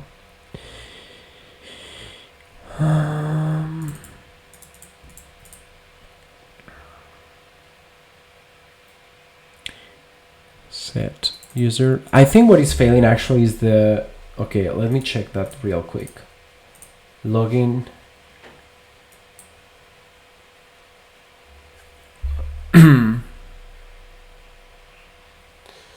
Social auth. Okay, this is fine. Operation sign in. And what happens next with the headers? Relying get account information. No, this is great actually. So this is getting the information from the database though. Provider user information, it's using GitHub, federated ID, all of that is fine. No, actually that's working great. So I'm wondering why I don't see that in the Firebase. That's crazy. Hold on. Firebase. That's weird because I'm able to see what's the Google APIs or identify key toolkit, verify assertion, blah blah blah blah blah, app data, verify assertion, da da da da da da. That should be fine actually. Unless there is some errors right there, which I don't really know. Let's see. Let's see then.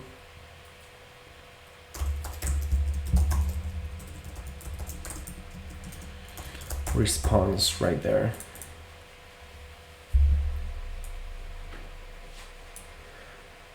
Okay, I'm checking right now the Firebase database in order to see if I can check what's going on.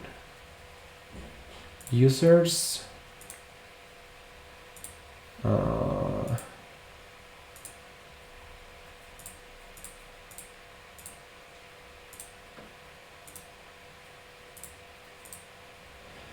So you see like Ferreiro test, Yopa, blah, blah, blah, Ferreiro. These are all the users that are currently registered. Like all of these are fake users for sure.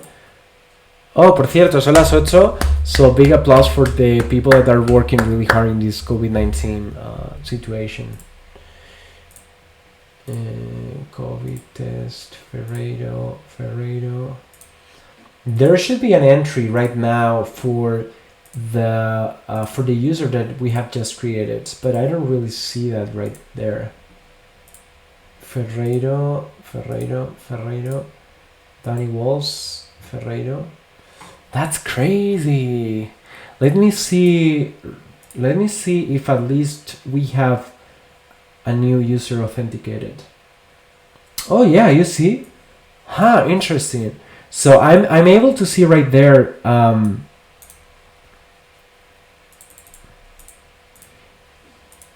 interesting.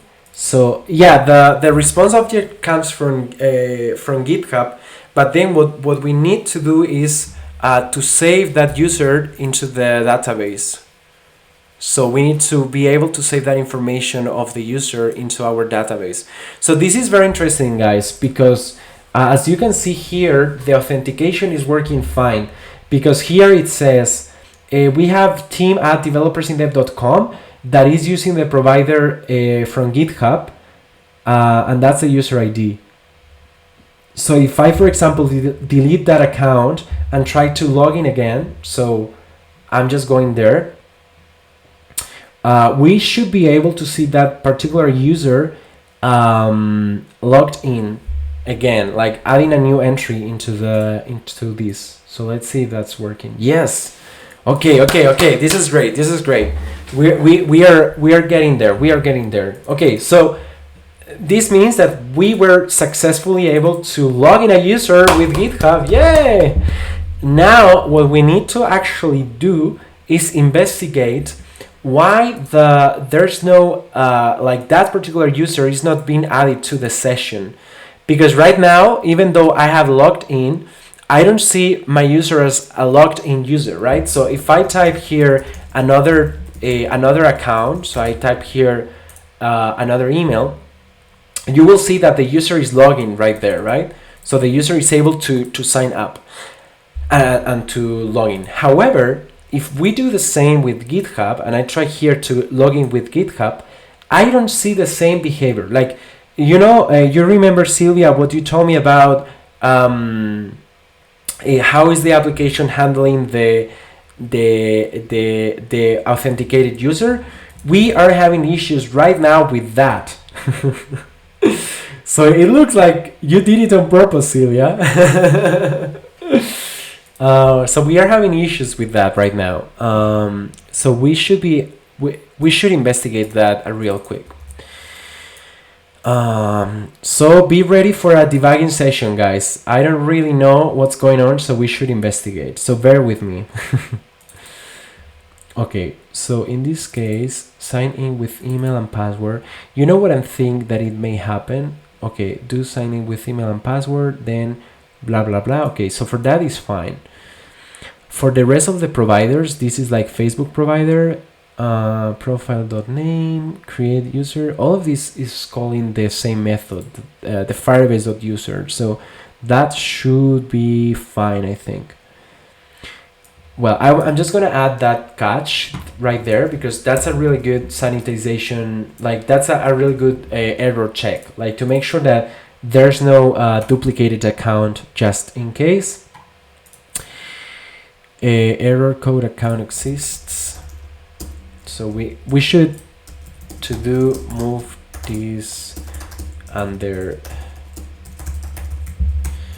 constants. So as of now, I'm just gonna import that, and that's pretty much it. From sign in form. All right, awesome. I wanted to sign up form. I want to check right there. If you have any ideas or any comments, just let me know, because this is more like a debugging session right here. So just let me know. Okay, so let's do the following first. We are sending some couple of properties to the backend. So we are persisting here the profile name and the profile email. I want to make sure that these properties are fine and are correct. So I want to make sure that these properties are defined. Because in my head, well, actually, you know what I'm gonna do here? I'm just gonna add a debugger. So we can stop the execution right there. It says error message account exists. Okay. Hold on 1 second. Error code. Okay. Error codes right there. And we should move this as well to the constants. Perfect. And then we need to import as well the error messages. Okay, so we are getting into debugging mode. What's up here? Has been declared. Oh, sorry, I've just imported the same thing twice. Okay, so we are getting into a very, very fun situation where we need to debug our code. So what I'm gonna do here is, first of all, I'm gonna open the terminal so we can see what's going on there. As you saw, I added here a debugger. So we will be able to see what's going on. And that's pretty much it. So let's do the login with GitHub one more time. I guess that for local development, what I would eventually suggest is, instead of testing all the time that user GitHub authentication, mock a response from GitHub saying, okay, this is the return user from GitHub, so you don't need to waste so much time in your local development to do the GitHub authentication over and over. So that's kind of like a suggestion for this live stream, and for this application, I definitely don't want to spend time on that. Yes, I'm gonna zoom. You mean the do you want me to zoom the console, the terminal, the code, Danny? Which one do you want me to zoom in? Okay, social auth user. So right now the cool stuff is that we have access of that variable right here in the terminal, so that's really, really great. So what's the property that we are getting here? So we are getting, okay, we are getting the user ID, which is great, and that's working. And then we are getting the profile. Oh, that's null. And what about this? Oh, got it. Boom. Okay, guys, we have just found the issue. So I was asking you why this user was not saved into the database. The reason why this user is not being saved into the database is because we were not getting the proper email address as well as the proper name. So when I was trying to save that user into the database was like, it's null. I mean, I don't have any key. I don't know what is this user. So that's the problem. That's the problem that we need to solve. Okay, so let's see where we can get the user email from this big JSON blob. Profile, user, user here, verification, user email, metadata. Okay, so additional information, that's great, but the only difference is that additional information dot profile, that's the one that we need to get. Okay, awesome. And then what is the email? Blah blah blah. Why is the email being null? Because that's the issue. Why I'm getting the email null here? Huh. Maybe it's because the scope that we add though. Let me see. No, the scope is fine. So the scope should be fine. In any case, what we can get actually, it's getting the information from the user object, because here we have the email and then we have the we have the photo URL, we have the email, blah blah blah blah blah. So we can get the information from there. And the display name. Okay, let's do that then. Okay, so this is gonna be social auth user dot email. So that's one thing. And oops, sorry, I'm just putting in the wrong place. So that's the email, and then user dot. I guess this should be display name. Display. null at.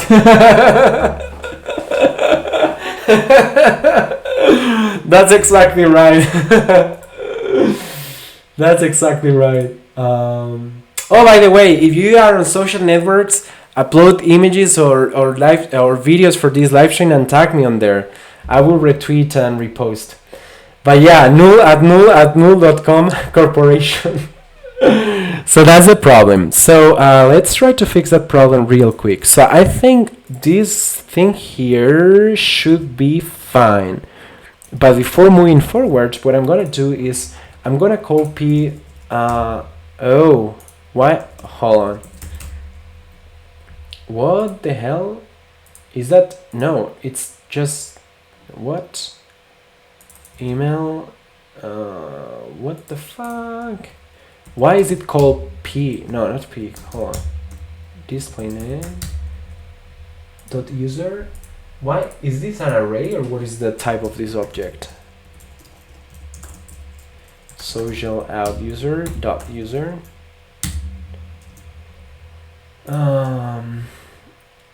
No, it's user ID dot email. Huh, that's weird though. Huh.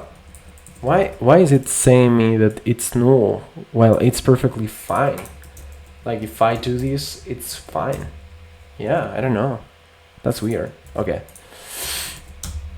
Okay, the display name is null for sure, but the other stuff is not null. Perfect. Okay.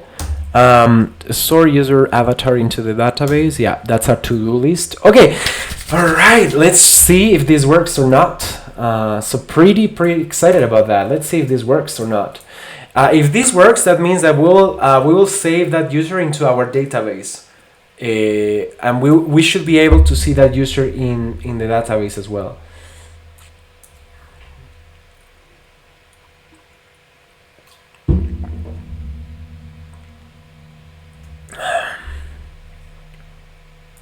Okay. We have another issue there, but that's fine. Now what I want to see if it's actually saved anything into the database or not.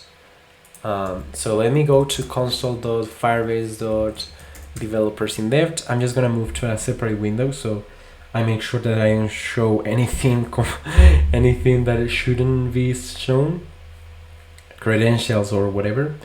I'm gonna go to the database, okay, and then inside the database, sorry, no data, it's not data, it's data. Inside the database, let's see if we saved that user. Remember that the email that we are using is team@developersindev.com. So let's see if that's working or not. Okay, I don't really know in which order this is saved.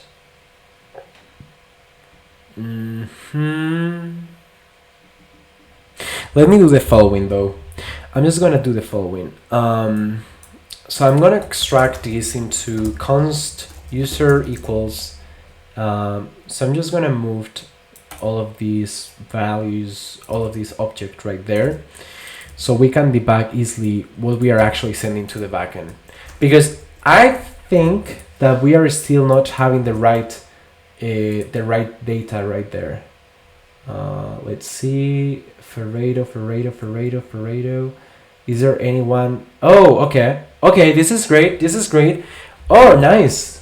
Yeah, we were able to save that user into the database, so everything is working fine. Now the only problem is that the display name, it's completely undefined. I'm wondering if it's because in my GitHub I don't have any display name, or what's up. Well, in this new fake account that I created.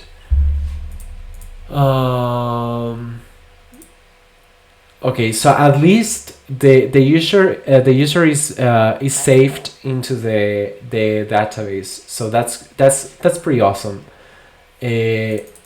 Okay, display name, because if we are not able, like, if there's no, okay, so this looks like an edge case, right? So the edge case is the user didn't provide any display name. So what we can actually do is, if that's the case, let's fall back into the username. So let's save the username directly instead of the display name.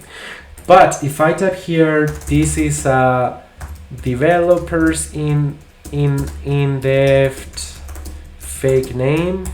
If I save that and I click saved and I re-log in again with GitHub, this user, we should be saving that into the database. Let's see if that works. Vale, entonces, if I refresh this, I think we should be able to save that information. We should be able to save at least the display name, at least the name. Let's see. I don't remember what's the ID of that user. Let's see. Team at developers in there. Team. It's still saving email without a name. Yeah, keep in mind handle empty states. I think like display name for whatever reason. Okay, let's add a new debugger here and let's see what's going on there. Yeah, that's always true, Danny. Make sure that you handle the null values properly, especially if they are coming from an API. All right. So what's the user object? The username is null. That's interesting. Let's see why is that null. Social out user. Okay, so let's say user. Interesting. Why is the display name coming null? I think we requested properly all the permissions in GitHub to be able to get that email. And I also see that the email verified is set to false, which is not true because I verified that account anyways. Okay, there must be something going on there. Additional user information, profile, type user, plan free, email null, following username. Okay, so we can get the username right there. So we're gonna get that. Okay, so we can actually do the following. So username, it's gonna be a social out user. Well, actually, you know what? I'm just gonna rename this to GitHub user because it's way more specific. GitHub user. Oops, sorry. I'm just GitHub user. Awesome. Now, additional GitHub user, the additional user information, and then username right there. Okay. I'm gonna create another variable which is gonna be display name. So in this case, what we should be doing is additional user information, profile. What's the display name here? Plan followers display name. Following biography type. Updated at this collaboration ID. Why there's no display name? Maybe I'm just not looking right. Oh, okay. Just found that. Oh, but it's not called display name. It's called name. Is this documented in their API? Because it feels like users API GitHub.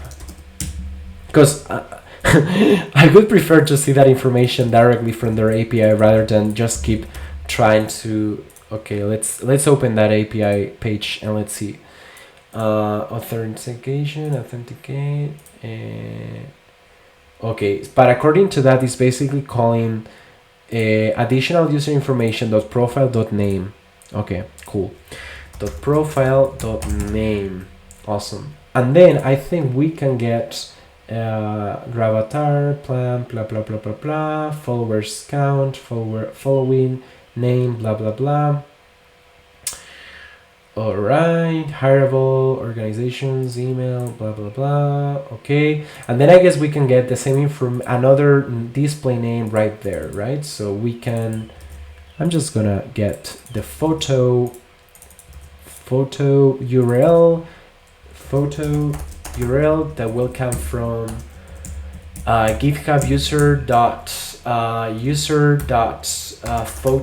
URL. So I think it could be fine to save that photo as well. But as of now, I don't really care. Okay. Let's see if this is actually documented in their API because it feels to me authentication. Where do I have the GitHub? Your profile. Hola Dominic, you're Janos a tope.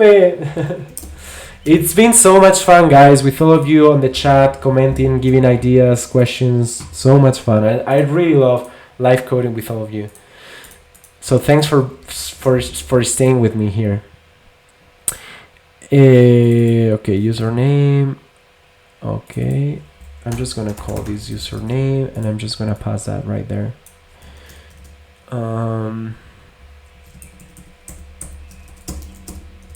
Oops.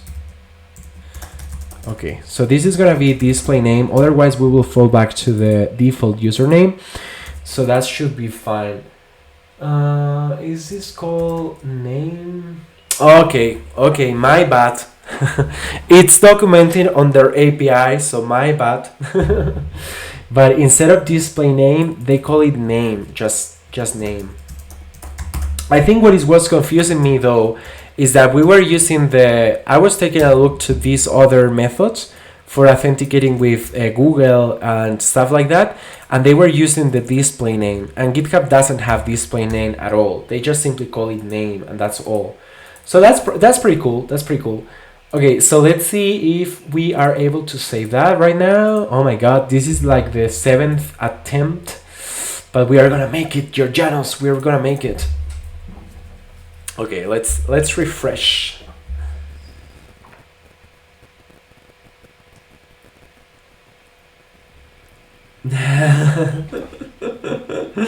That's true. Every weekend we hack something different.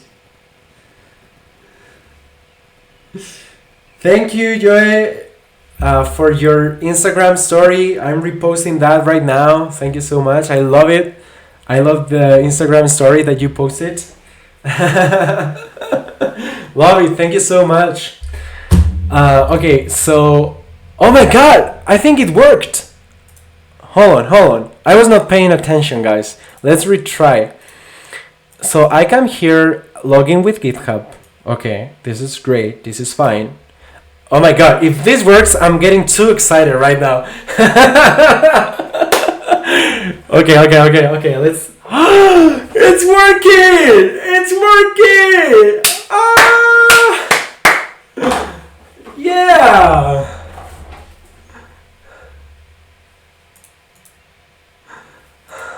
Yeah! It's working! It's working! Oh my god! So excited! Wow! Alright. Okay, let's double check to see that this is not a dream. This is real. This is live. Alright, let's see. Let's log in that. Wow! It's working! Now let's see if it's saved as well in the Firebase page. Okay, let me refresh this. Look at that! And it's also saving the right name. Oh my god, that's amazing. Alright, that's great.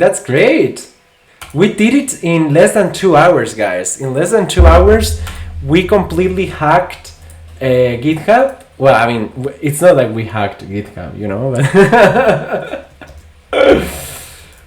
oh my god! All right. I'm just gonna create a pull request because I'm super excited right now. Log more improvements. Just let me do something else because it's not right there. It should be on master. By the way, guys, I'm gonna show you. Oops. I'm gonna show you. I'm super excited about the way I set up my continuous integration and continuous deployment for this project. It's gonna be the base for the rest of my project, and I'm super excited because merging new changes into like deploying new changes into the staging and production server is super simple. Like honestly, oops. Oh guys, Git conflicts. We have them. We cannot avoid Git conflicts, right? It's part of our day-to-day life. Let's see. Okay, so accept incoming changes. That's fine. Do I have any other Git conflicts or not? All right, I have a couple of more Git conflicts though. I have Git conflicts. So this should be accept incoming request, and this should be accept incoming request as well.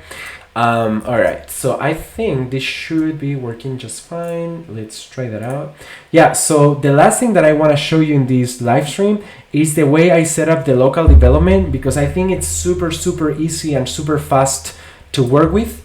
So I'm just gonna, so the way it works is basically, if I have two different servers. One server is the production server that everybody will have access to through developersindev.com.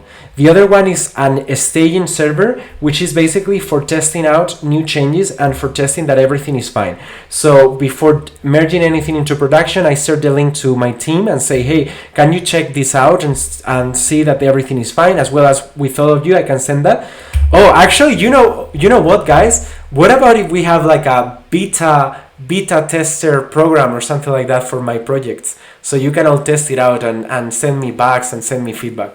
So just put it on the comments if you like the idea. Anyway, the thing is, I just simply go here and create a new branch. In this case, I'm just gonna call it GitHub login. So I'm just simply go and commit and say feature, because I normally use the Git emojis messages. So a feature is gonna be at GitHub login. Awesome. So now I will just simply git push. Dani Paredes, show. After, please, I want to be part. Yeah. Okay, so the way it's working right now is anytime that I need to relog in with my Ferrero account, just wait a second, because otherwise you will not be able to see that in the screen. But basically right now, anytime that I push my branch, I'm using Travis. I don't know, guys, if you are using other CI/CD tool. If so, please let me know in the comments. And if you think there is anything better than Travis, or you like something else more, just let me know as well, because I'm very open to change that eventually. Okay, so the way I'm just logging right now in another screen with my GitHub, with my real GitHub username, and I'm just going to the project for developers in left. Okay, 1 second. Okay, so once I push my changes to the remote branch, it will basically start a new Jenkins job. In order to make sure that all the changes are fine, they don't have any issue with the environment, and you can be able to I will answer that in a minute. Sorry. In which Danny, in which file are you talking about? Why the line 75 has in which line are you talking about? Please let me know. Anyway, so now I create a new pull request, right? So I will just go ahead and say here, well, whatever, like adding a new GitHub login using Firebase authentication system. So once I create this pull request and I merge that pull request into master, why is telling me that it's not able to merge with master? Oh, it's probably because I need to rebase. So just let me do that real quick, because otherwise we will have troubles. Okay, and then I just go to this new branch and git rebase master. Perfect. Conflicts! One more time, guys. Okay, never mind. Sorry about that. I wanted to do it quickly, but GitHub conflicts sometimes are funny. Okay, accept incoming. Okay, we solved the conflicts. Git rebase continue. Let's do a git push. I need to do a git push first because I've just rebased from master, so I need to make sure that they are both in sync. Anyway, okay, so now a new Travis job will start. I will just not wait because I know that this Travis job will be resolved correctly. Now I will squash and merge. So this will trigger another another Travis job that will deploy all these changes into Firebase. So I'm using Firebase to basically as a hosting So I'm deploying all the static assets into Firebase. So this Jenkins job, if we go to the Jenkins job that is being triggered into this commit. Okay, I will take a look to that after I finish this, Danny. So this will trigger a new Jenkins job that will basically deploy all the assets to the staging server. Staging, call it staging, call it QA, call it whatever you want to. I don't really care the naming. It's just like a testing server. So this is now starting a new job request. It may take quite a while. Well, it should take like 1 or 2 minutes, no more, but sometimes it takes a little bit longer. It depends on how many requests are going on there. Let's see if I can refresh. So in the meantime, you can see here all the different configurations. So you know, like all the APIs, all the environment variables, etc. Okay, in the meantime, I'm going to show you the way I set that up. So basically it's a bunch of steps, right? It's super simple. It's just like you are installing the dependencies, you are running the build script, which this build script basically will, sorry about this. This build script will basically build all the static assets. So I'm using Gatsby, so it will compile all the source codes and will generate all the HTML, CSS, as well as images and JavaScript. Bear in mind that I'm using CSS in JavaScript, so there's no any CSS files generated. And then if everything is a success, well, I will be a notification if you are in a pull request. So I will also get notification in my Telegram. And then I created this deploy script that basically will deploy either to staging or into production. Now we are deploying to staging. And the cool stuff is I set this up to receive Telegram notifications with a bot anytime that there are new changes into the repository. So in this case, for example, oh, it failed to deploy. Huh, interesting. But the cool stuff is that basically anytime that, well, now it's starting to execute the Travis build. So we can take a look to that. Okay, it's installing all the dependencies. Basically, it's installing like yarn. It's installing all the npm dependencies for the project, Gatsby, etc., etc., etc. Come on, let's go.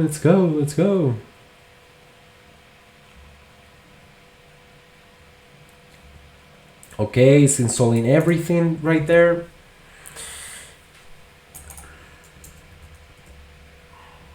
It's resolving the packages, fetching the packages, linking dependencies, blah, blah, blah.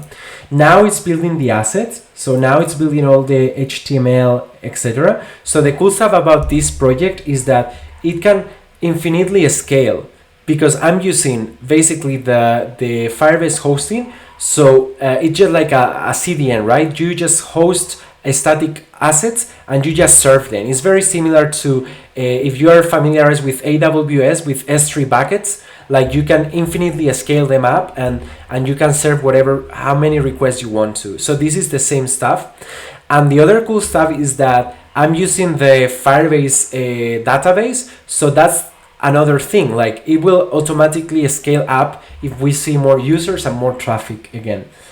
Oh no, fuck. All right, now I know why that was failing. So this is really fun because the Jenkins failed and I instantly received a new message into my Telegram telling me failed to deploy new staging version for developers in Deft.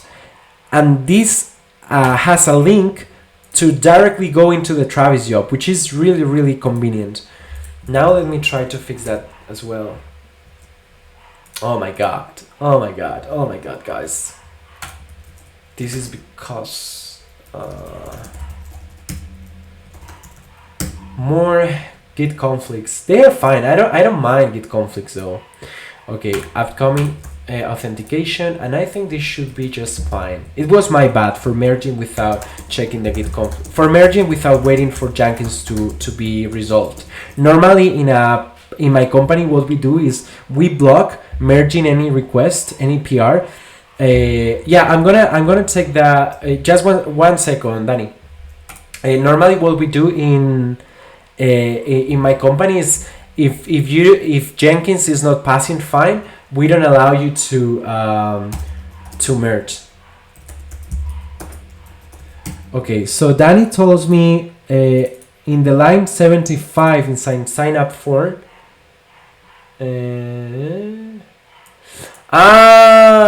Okay, Danny. So okay, thank you, man.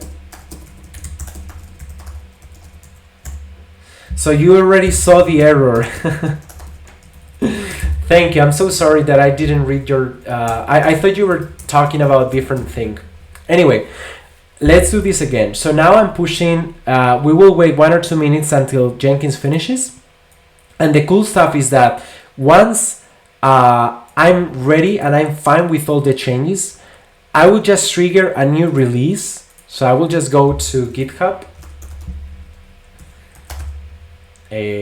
Releases.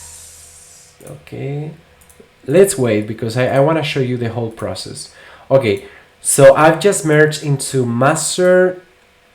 This will trigger a new Jenkins, sorry, not a Jenkins, a new Travis build right there. The output of this Travis build should be deploying any assets to the staging server. So this should be the output of the Travis job.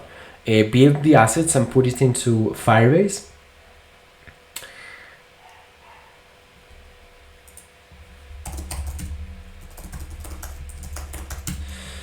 Okay, now it's going faster. So now it's installing everything as we saw before. And if everything is a success, and please bear with me, fingers crossed, if everything is a success, this will deploy the version into staging. So we should be getting as a Telegram notification right there. The cool stuff about the way I set up the notifications part is that I can potentially get notifications on Slack, on Telegram, via email. Whenever I want, I can get notifications for any build. So it's very convenient, so I don't need to waste more time until waiting for Travis to finish. Okay, come on, keep going.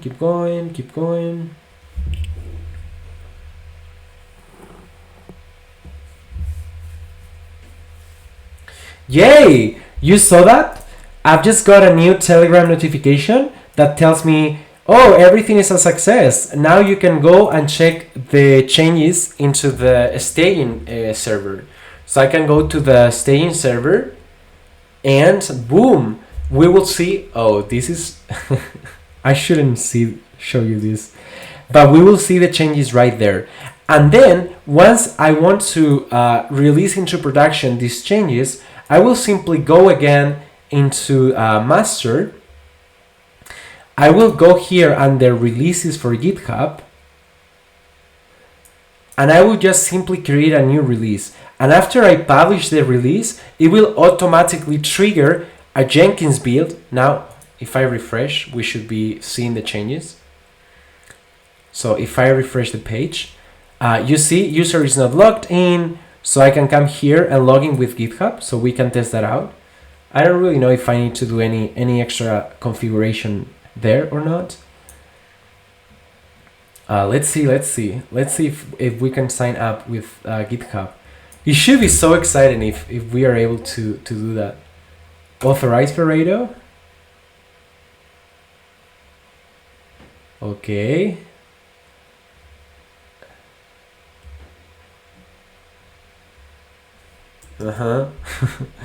I think maybe there's something with the environment that should be, yeah.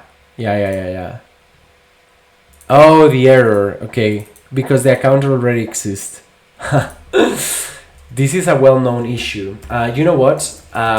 In order to fix that issue, so the error that I'm checking there is because if you have already signed up with your email into Firebase and then you try to log in with GitHub, it will tell you that you have duplicated keys. That means that you have already created a user for that particular key. So in order to delete that issue, well, apart from handling the error in a more appropriate way, I will just go here and delete ferreiro.me@gmail.com user. So I will just delete my user there, right here. So delete account. And then if we try again to sign up with GitHub, so I will just go here, processing request.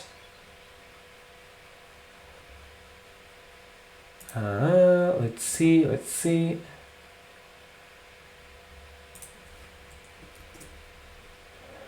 I'm getting more errors, guys, but that's fine. One more time, hold on. Ferreiro. That's because I didn't delete from the database. So it's telling me, hey, the user is already duplicated, so you cannot do that, which is great. I mean, like it's a great verification from their side. So let's see, ferreiro.me. Oh my God, there's so many ferreiro.me's right there. So the one that we want to delete is this one. Awesome. So if I delete that one, and now I retry again, now we should not see that error anymore.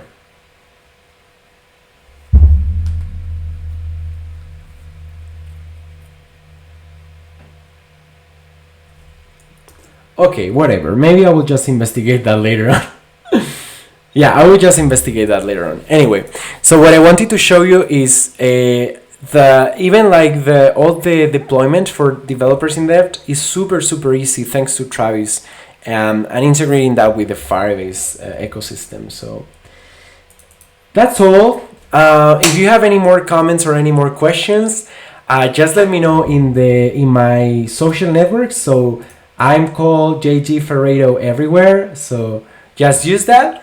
Yeah, that's pretty much it. If you have any final comments, just ping me on social. And thanks everybody for coming to the live stream.